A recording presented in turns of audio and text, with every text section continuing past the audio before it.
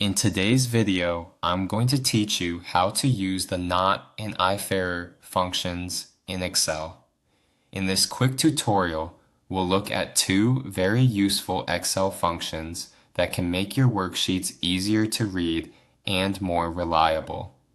The first is Iferror, which helps you handle formula errors in a cleaner way.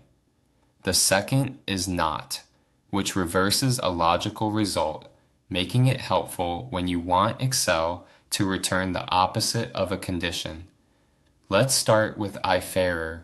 For this example, type the formula equals Iferror, then open parentheses, then enter B18 through B21 divided by C18 through C21, followed by a comma, and then type the word error inside quotation marks.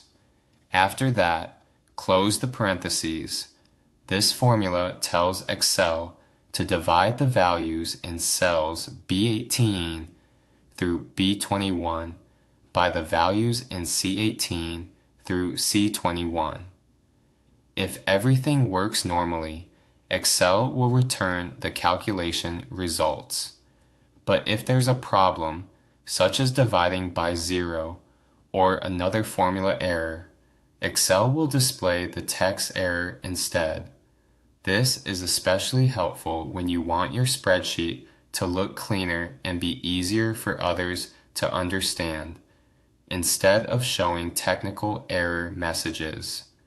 One important thing to notice is that the second part of the formula, the text inside quotation marks, is what Excel should display if an error happens. You can replace that with another message if needed, but in this example, we're using the word error. Now let's move on to the not function. For this example, type equals not, then open parentheses and enter B18 through B21 greater than 100, then close the parentheses. What this does is evaluate whether the values in that range are greater than 100 and then reverse the result. So if a value is greater than 100, the original logical test would be true, but not changes it to false. If a value is not greater than 100, the original result would be false, and not changes it to true.